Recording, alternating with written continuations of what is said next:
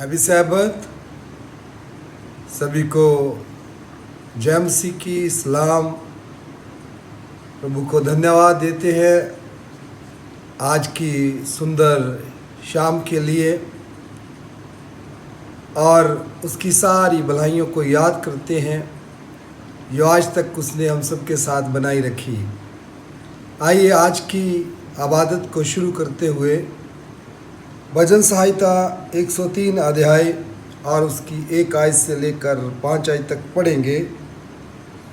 हे मेरे मन यहोवा को धन्य कह और जो कुछ मुझ में है वह उसके पुत्र नाम को धन्य कहे। हे मेरे मन यहोवा को धन्य कह और उसके किसी अपकार को ना भूलना। वही तो तेरे सब अधर्म को क्षमा करता और तेरे सब रोगों को चंगा करता है।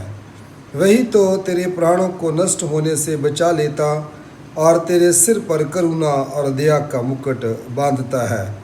वही तो तेरी लालसा को उत्तम पदार्थों से तृप्त करता है जिससे तेरी जवानी अकाबों के समान नहीं हो जाती। खुदावंद अपने वचन पढ़े और सुने जाने पर आशीष दे और इन्हीं खूबसूरत वचनों के साथ मैं आज की विस्पर मीटिंग में आप सबका स्वागत करता हूं और खुदावंद से ये दुआ करता हूं कि आज की इबादत आप सबके लिए आशीष और बरकत का कारण हो। आइए सब सिरों को झुकाते हैं और दुआ करेंगे। मेहरबान बाप, धन्यवाद देते हैं आज की सुंदर शाम के लिए और प्रभु जी बीते सप्ताह की हिफाजत के लिए और सुंदर मौका के लिए कि हम तेरे सामने सिरनुगू हो सकते हैं।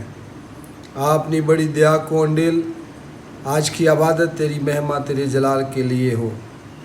गीत भजन प्रभु जी तेरी महिमा और तेरे जलाल के लिए हो और जितने भी प्रभु जी तेरे बेटे बेटियाँ ऑनलाइन सर्विस पर प्रभु जी जुड़ते हैं उन सबको आशीष करना और तेरा फजल सब के साथ बने और प्रभु सब लोग इस इबादत के द्वारा आशीष पाएँ और तेरे नाम को इज्जत मिले। इस प्रार्थना को सुन कबूल कर सब कुछ तेरे स्मृति और जीवित नाम में मांगते हैं, आमीन। आइए प्रभु की महिमा के लिए सब मिलकर भजन गाएंगे।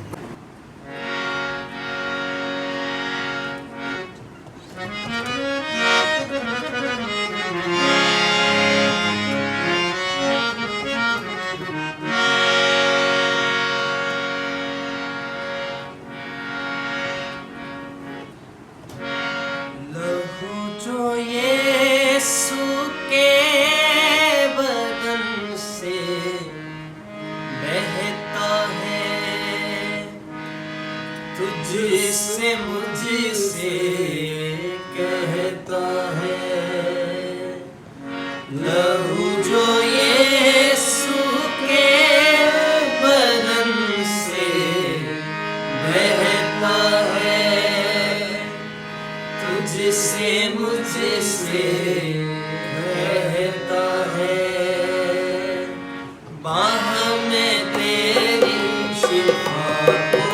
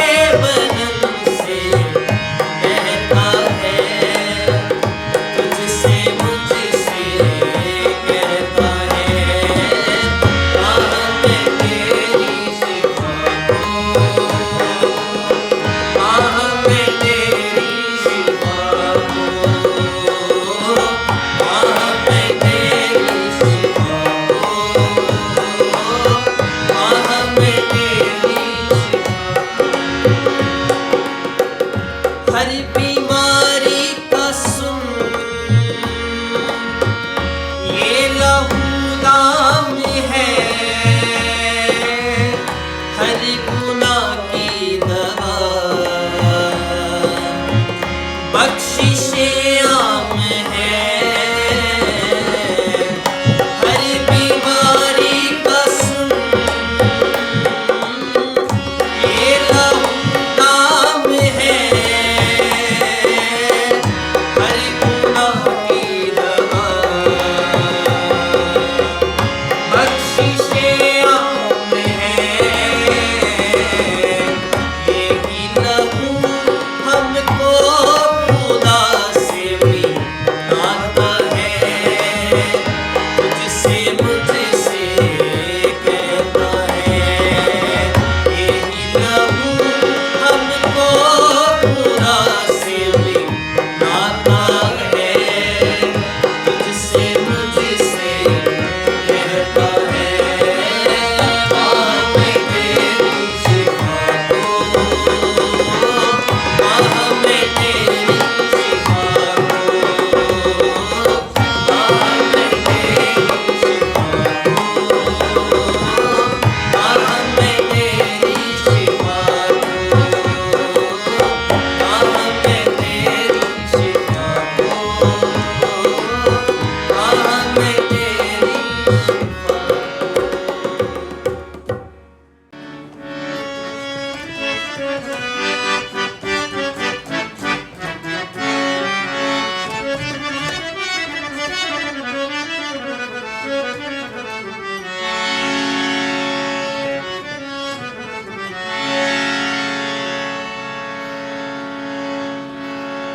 वो है हादी मेरा, वो मुनज्जी मेरा, मेरा यीशु, यीशु मेरा यीशु, यीशु मेरा यीशु, यीशु मेरा यीशु, यीशु वो है हादी मेरा, वो मुनज्जी मेरा, मेरा यीशु, यीशु मेरा यीशु, यीशु मेरा यीशु, यीशु वो है हादी मेरा, वो मुनज्जी मेरा, मेरा यीशु, यीशु मेरा यीशु,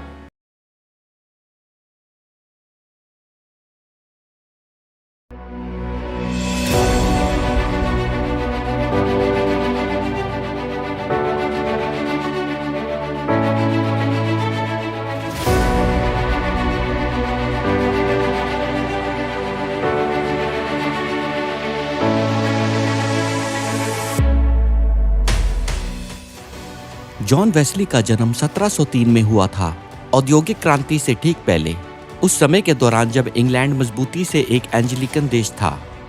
उनका जन्म एपवर्थ के छोटे से गांव में हुआ था, इंग्लैंड के उत्तर में, जहां उनके पिता ने रेक्टर के रूप में कार्य किया। यहाँ उनका पुश्तैनी घर है, जहां वह बड़ा हुआ होगा और अपना बचपन बिताया होगा।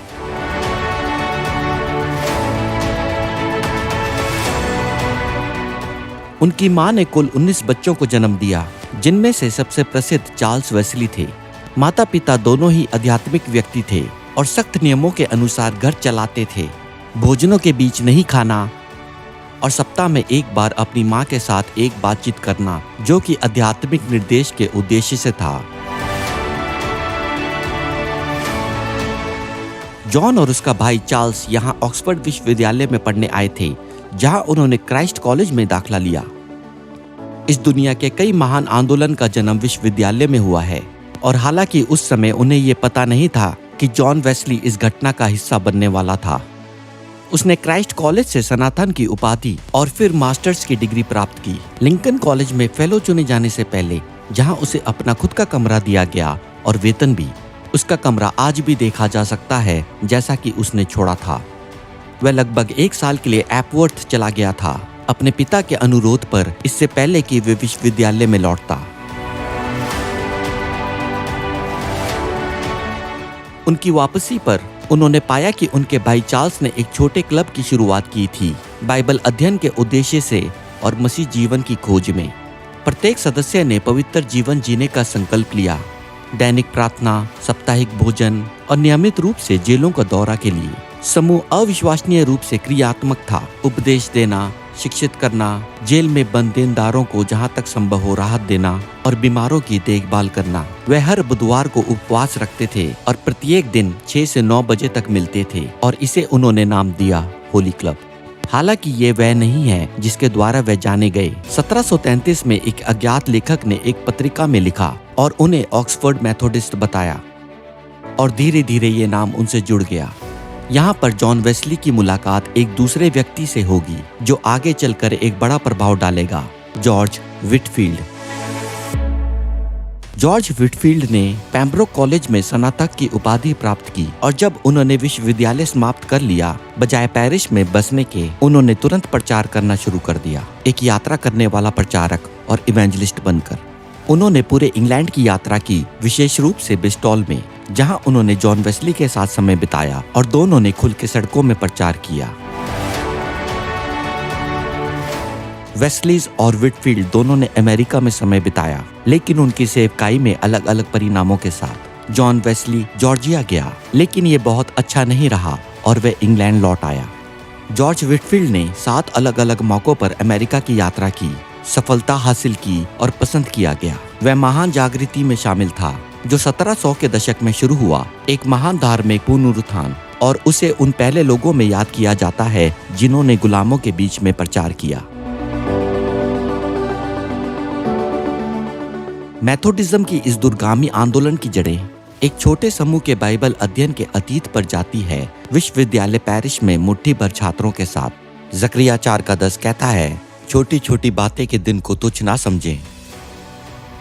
विनम्र शुरुआत के साथ एक छोटे से आंदोलन के प्रभाव को कभी कम ना समझें। वेस्लीज और व्हिटफील्ड ने होली क्लब की शुरुआत नहीं की क्योंकि वे एक चर्च की खोज करना चाहते थे, लेकिन क्योंकि वे अपना और अपने आसपास के लोगों का जीवन बदलना चाहते थे। मैं प्रार्थना करना चाहता हूँ कि आप जहाँ भी हैं, आप कुछ अलग करने की कोशिश कर सकते हैं, चाहे वो घर, काम या स्कूल में हो। छोटी छोटी बातों के दिन को तुच्छ ना समझें।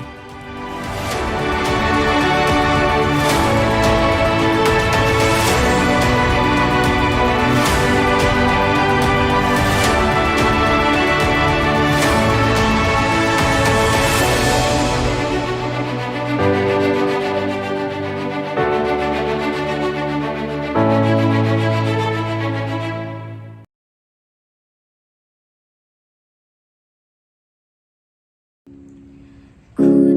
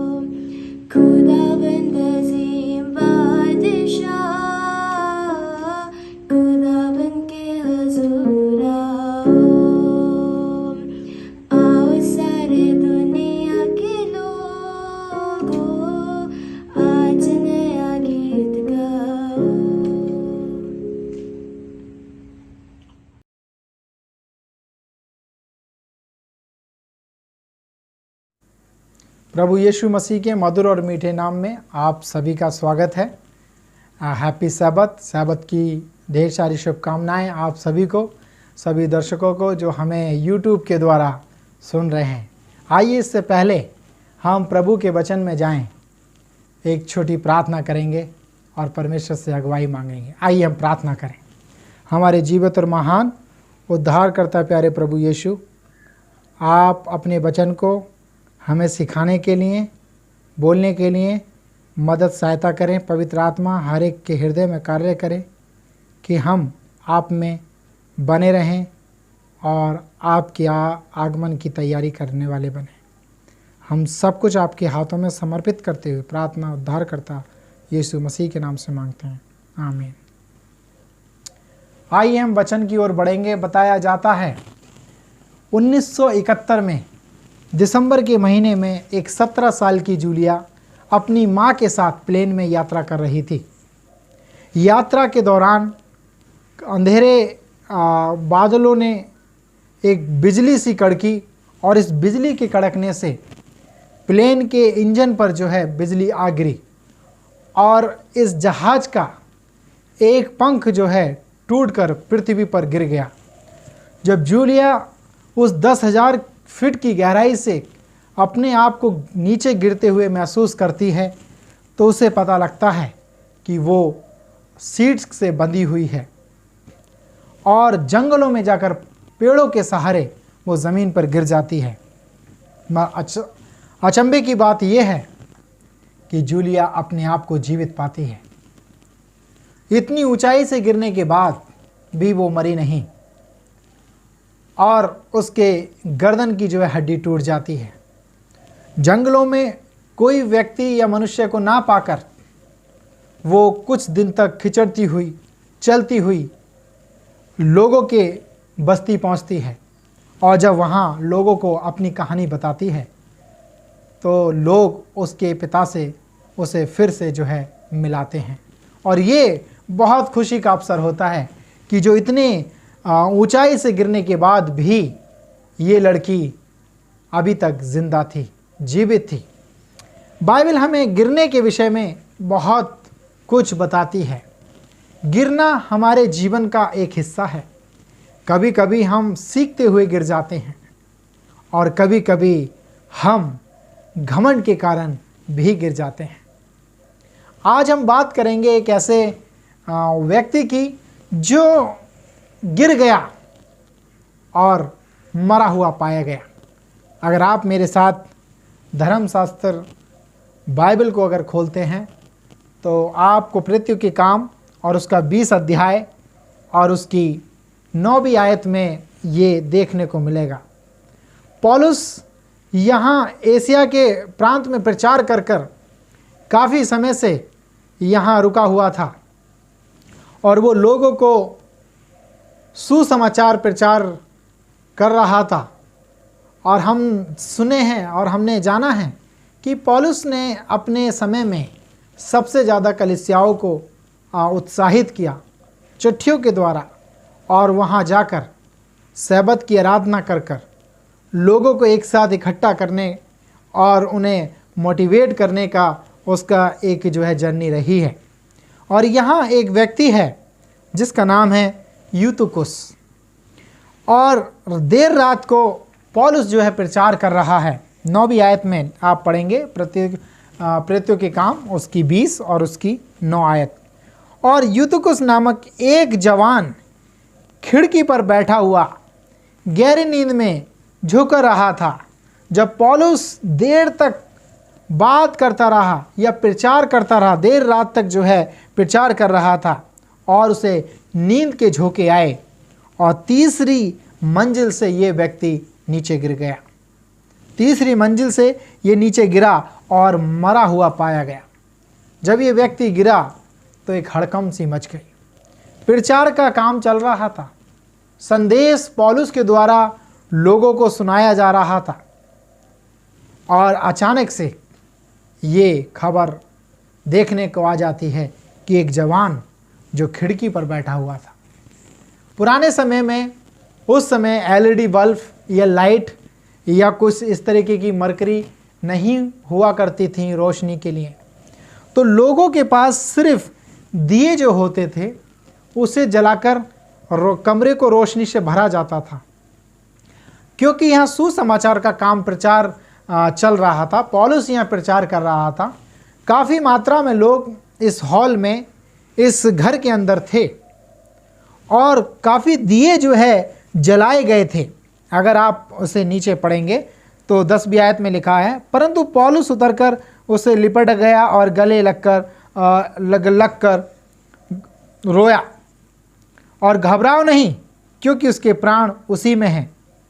और ये दृश्य पौलुस के जीवन में तब घटा जब वो प्रचार कर रहा था, क्योंकि काफ़ी इस व्यक्ति को ऐसा महसूस हुआ कि बहुत से दिए जलने के कारण धुआं होगा, लोग सही से सांस न ले पाएंगे क्योंकि भीड़ ज़्यादा है। तो इस जवान ने एक ऐसी जगह खोजी, उस अटारी पे ऐसी जगह खोजी जो 8वीं आयत में आप देख सकते हैं।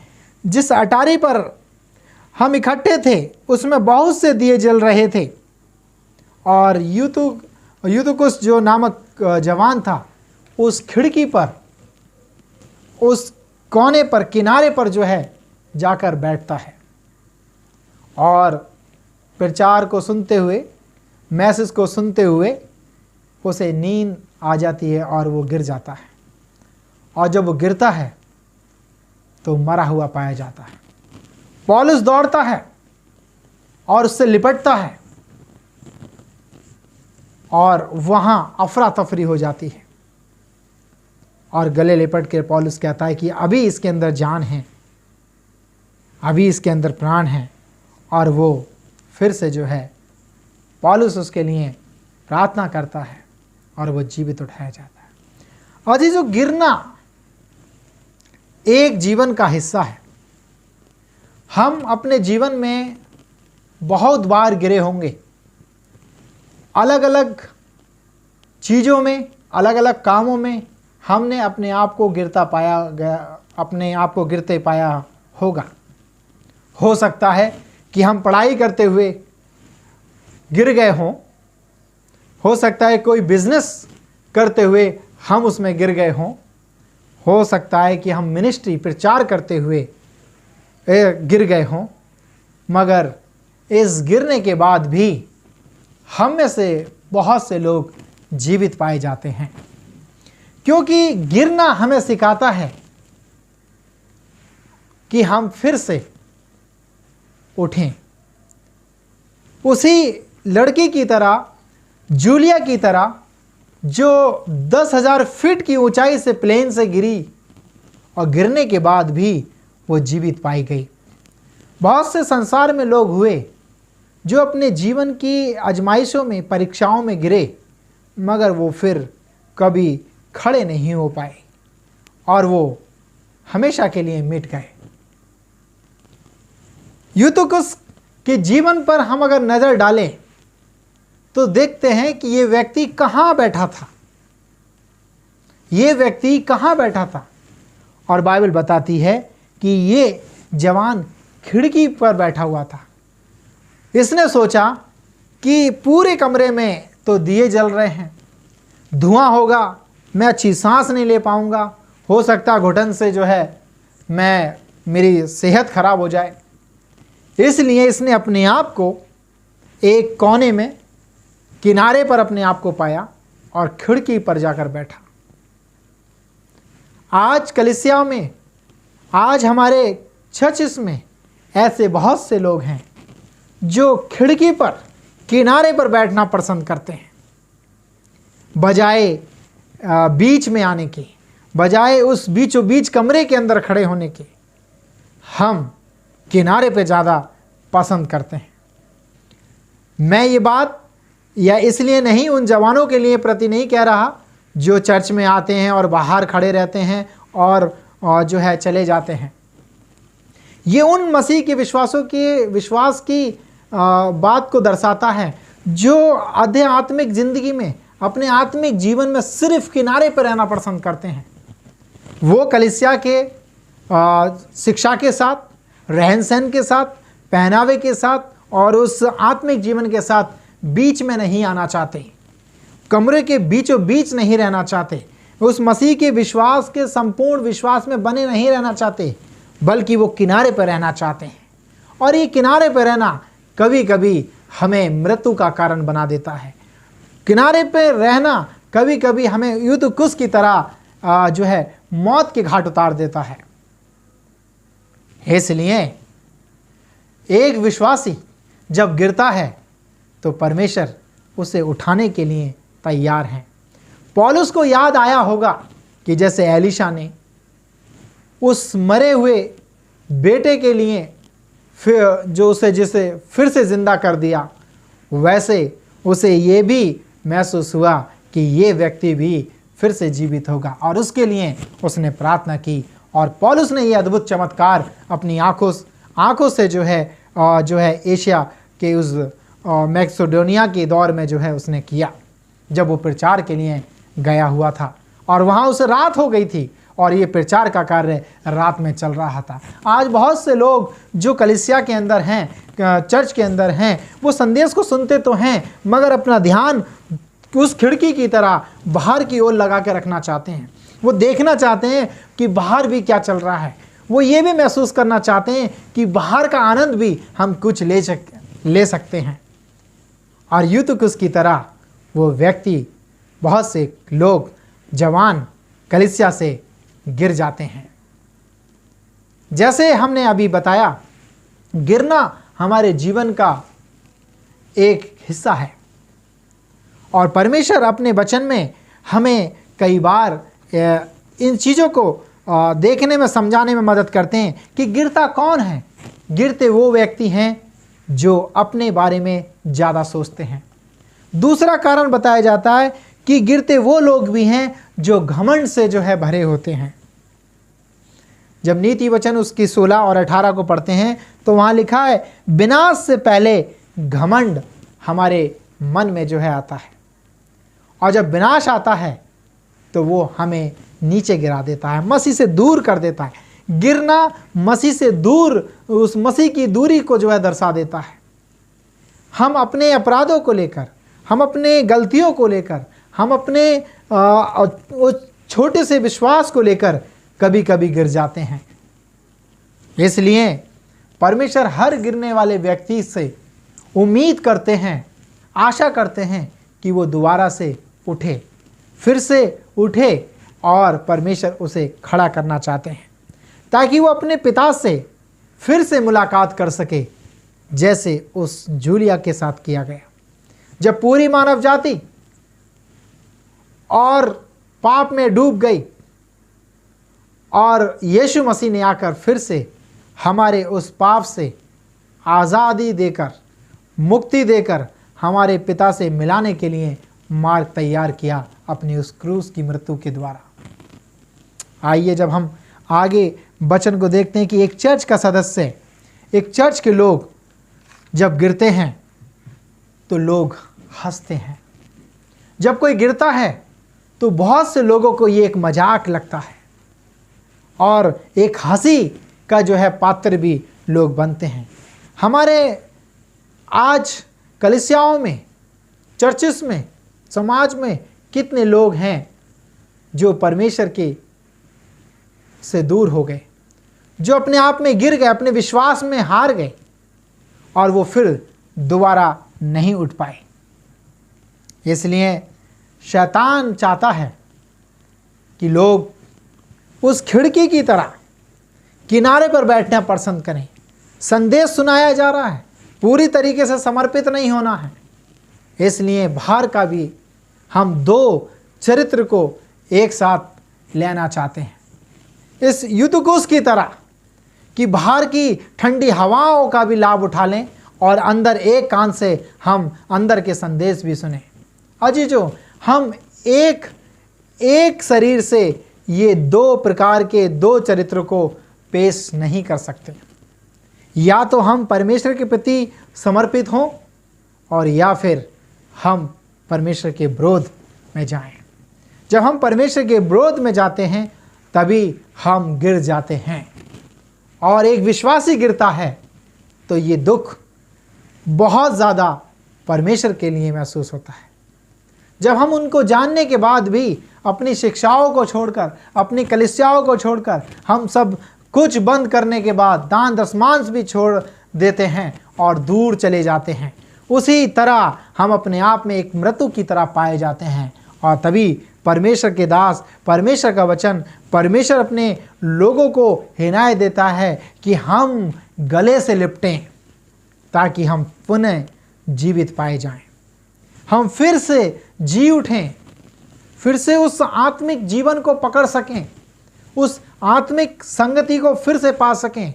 और अब किनारे पे बैठने की ज़रूरत नहीं है, अब बीचों बीच आने की ज़रूरत है।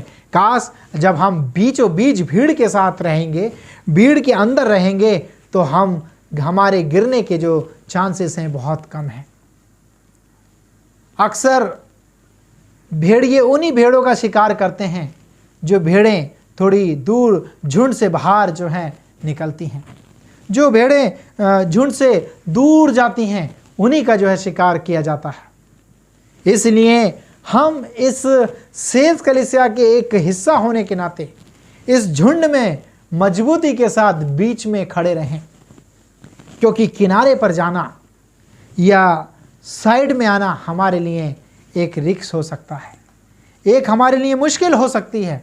शैतान हर एक को वो झुंड से नहीं बल्कि किनारे पर जो घूम रहे हैं, जो कलीसिया में बपतिस्मा तो लिए, ज्ञान तो प्राप्त किया है, मगर उनकी जड़ें अभी भी परमेश्वर के साथ पूरी तरीके से समर्पित नहीं है, इसलिए वो दो तरफ देखना चाहते हैं और बाहर खिड़की का आनंद लेना चाहते हैं, बाहर की दुनिया का भी जो है मज़ा लेना चाहते हैं, और एक तरफ वो परमेश्वर के अच्छे संदेशों को भी सुनना चाहते हैं। तब जब हम अपने जीवन में करते हैं तो हमें ऐसी आजमाइशें एक नींद के झोंके की तरह आती है जो हमें पूरी तरीके से गिरा सकती है, जैसे आपने प्रेरितों के काम 20:9 में देखा इस यूतुकुस व्यक्ति के जैसे इसके साथ हुआ।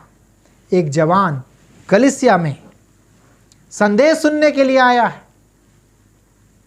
लोग कलीसिया में प्रचार के कार्य सुनने के लिए आए हैं, मगर मन और विचार कहीं और दूसरी चीज़ में शामिल हैं। ये हमारे लिए बहुत ही नुकसानदायक हो सकता है और ये हमें नीचे गिरा सकता है। और आगे बाइबल हमें बताती है, जब हम आगे पढ़ते हैं इशाया की पुस्तक और 14 और 13, जब इशाया हम उसकी 14 और 13 देखते हैं तो यहाँ बताया जाता है कि कैसे लूसीफर जो है परमेश्वर के साथ बगावत करता है। और 13वीं आयत में लिखा है, तू मन में कहता था मैं स्वर्ग पर चढ़ूंगा और अपना सिंहासन को ईश्वर के तारागण से भी अधिक ऊंचा करूंगा और उत्तर दिशा की छोर पर सभा के पर्वत पर विराजूंगा और मैं मेघाओं से भी ऊंचे स्थान के ऊपर चढ़ूंगा, मैं परम प्रधान के तुल्य हो जाऊंगा। गिरने का एक कारण हम जब अपने बारे में ज़्यादा सोचते हैं कि मैं क्या हूं और मैं क्या कर सकता हूं, मेरे से बेहतर और कोई नहीं है और मैं ये सब कुछ कर सकता हूं। और यही विचार लूसीफर के मन में उत्पन्न हुए। जब उसके मन में ये विचार उत्पन्न हुए जिसका इशाया आपने अभी 14 और 13-14 को पढ़ा और सुना, कि जिसने खुद अपने मन में ये विचार प्रकट किए कि मैं मेघाओं से भी ऊंचा, तारागण से भी ऊंचा जो है एक स्थान बनाऊंगा, सिंहासन लगाऊंगा, मेघाओं से भी ऊंचा। घमंड। और नीति वचन हमें जैसे हमने पढ़ा 16 की 18 में कि विनाश से पहले, गिरने से पहले घमंड हमारे अंदर उत्पन्न होता है।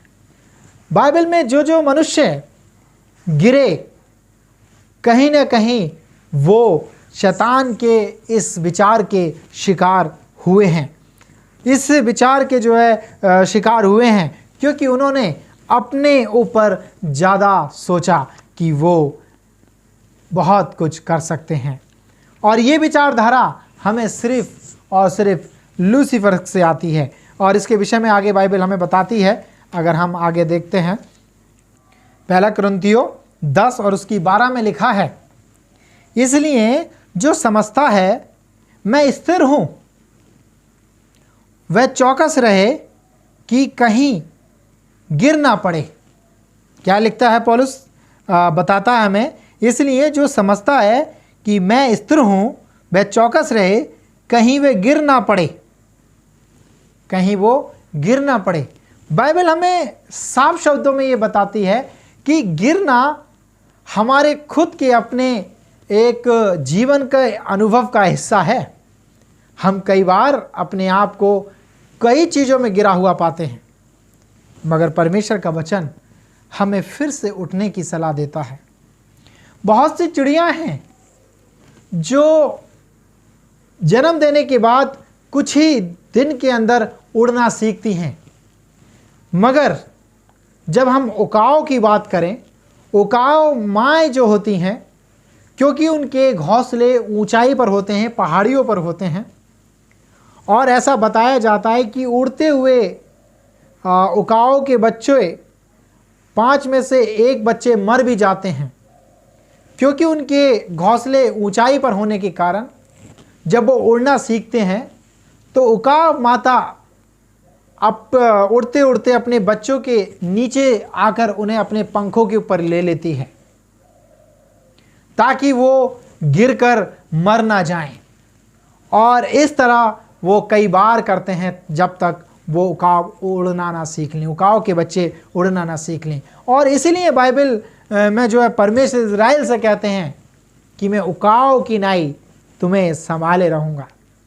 और उकाव के जो बच्चे हैं वो तुरंत जो है उड़ना नहीं सीखते, उन्हें समय लगता है, और उड़ते उड़ते वो कई बार गिरते हैं और उनकी माएँ उन्हें पंखों पर उठाती हैं।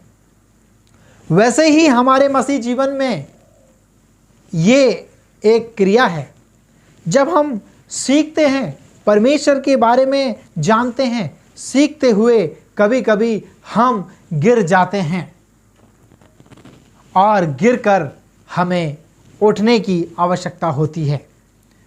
और परमेश्वर हमें उठाना चाहते हैं, परमेश्वर हमें बढ़ाना चाहते हैं और मजबूती देना चाहते हैं। इन उकाव माओ की तरह गिरने के बाद हमारे पास फिर भी एक उम्मीद है, एक भरोसा है, क्योंकि परमेश्वर किसी को भी ऐसा नहीं छोड़ते। जब हम आगे नीति वचन में देखते हैं तो नीति वचन 24 अध्याय और उसकी 16वीं आयत हमें बताती है, क्योंकि धर्मी 7 बार भी गिरेगा तब भी परमेश्वर उसे उठा कर खड़ा करेंगे। धर्मी 7 बार भी गिरेगा तब भी परमेश्वर उसे उठाकर खड़ा करेंगे। और एक और वचन जो परमेश्वर हमें बताते हैं भजन संहिता की पुस्तक में और उसकी 37वीं आयत में, भजन संहिता 37वीं आयत में, और यहाँ लिखा है 23 और उसकी 24, मनुष्य की गति यहोवा की ओर से दृढ़ होती है। मनुष्य की गति यहोवा की ओर से दृढ़ होती है और उसके चाल चलन से वह प्रसन्न रहता है। और 24वीं आयत कहती है, चाहे वे गिरे तो भी पड़ा ना रह जाएगा, क्योंकि यहोवा उसका हाथ थामे रहता है। चाहे वे गिरे तो भी पड़ा ना रहेगा, गिरा नहीं रहेगा, क्योंकि यहोवा उसका हाथ थामे रहता है। धर्मी 7 बार भी गिरे तभी परमेश्वर उसे उठाकर खड़ा कर सकते हैं। अजीजों, आज मैं और आप अपने जीवन में देखें कि हम अपने जीवन में कब और कहाँ गिरे हैं। क्या हम यूतुकुस की तरह अपने जीवन के अनुभव तो नहीं कर रहे? परमेश्वर के सिद्धांतों को भी देख रहे हैं, कलीसिया के साथ भी हैं, और उसी के साथ साथ हमने अपना कुछ ध्यान कहीं और भी लगाया हुआ है जो हमें एक मृत्यु का अनुभव करा सकता है। और वहाँ तो पौलुस ने उसे उठाकर प्रार्थना करके जीवित कर दिया। एक उदाहरण वहाँ हमारे लिए दिया गया। अगर आज ये अनुभव करते हुए हम गिर जाते हैं और मर जाते हैं तो क्या हमारे पास ये दूसरा अवसर होगा जी उठने का? बाइबल साफ शब्दों में ये कहती है, कभी हम अपने घमंड के कारण और अपने ऊपर ज़्यादा सोचकर हम गिर जाते हैं, और दुख तब होता है जब कोई विश्वासी गिरता है। परमेश्वर हर एक गिरे हुए को उठाना चाहते हैं और स्वर्ग पिता से मिलाना चाहते हैं, क्योंकि बाइबल हमें मिलाने के लिए जानी जाती है। जब मानव जाति टूट गई, बिखर गई, तो प्रभु यीशु मसीह खुद मनुष्य बनकर हमें मिलाने के लिए, पिता से जोड़ने के लिए वो पुल बनकर, वो ब्रिज बनकर हमारे लिए जो है इस संसार में आ गए।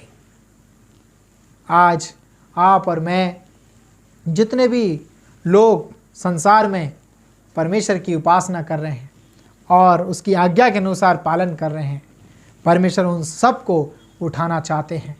जब बच्चे बड़े होते हैं, जब वो बढ़ते हैं और जब वो चलना सीखते हैं, तो चलते समय वो कई बार गिर जाते हैं।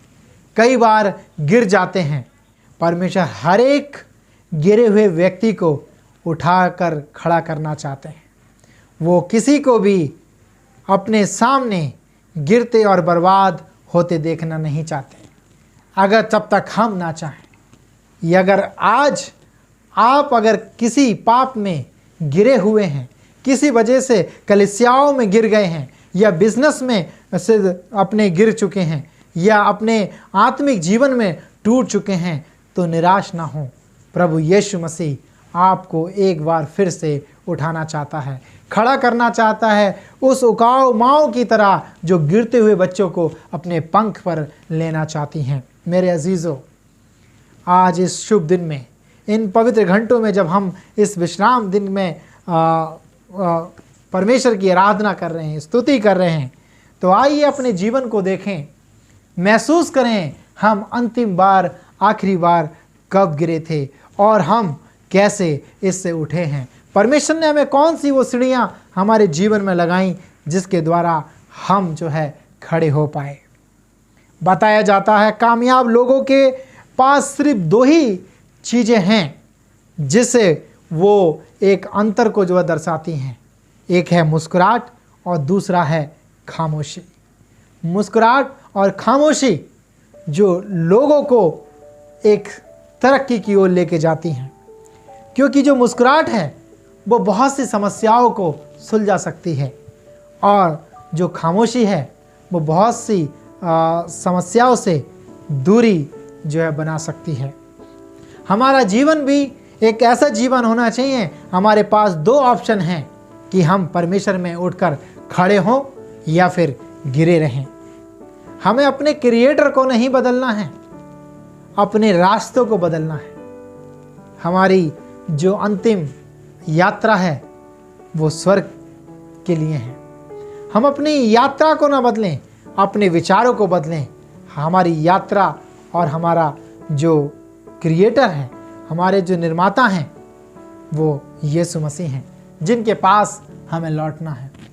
आइए, अगर आज हम अपने आप को गिरे हुए पाते हैं, अगर हम भी अपने जीवन में युतकुस की तरह अपने जीवन को महसूस कर रहे हैं और अपने आप को किनारे पर पाते हैं, तो ये किनारा हमारे जीवन के लिए, हमारे जीवन को नुकसान पहुंचा सकता है। आइए हम मजबूत बने, खड़े रहें, ताकि हम कलीसिया के साथ और बीचों बीच परमेश्वर के विश्वास में दृढ़ता के साथ, ईमानदारी के साथ, पूरी सफलता के साथ उसमें खड़े रहें, ताकि जब वो प्रभु आएँ तो हम उस मजबूती के साथ कह सकें कि परमेश्वर, मैं हूँ जिसे आपने थामा है, और यीशु मसीह सदैव आपका और मेरा हाथ थामने के तैयार है।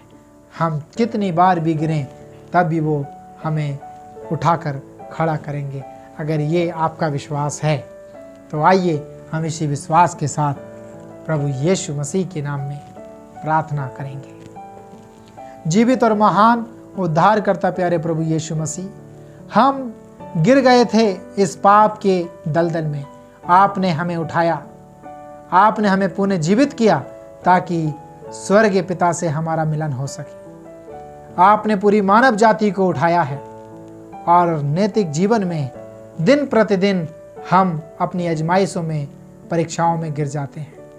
खुदावन, आप हमेशा तैयार हैं अपने लोगों को उठाने के लिए।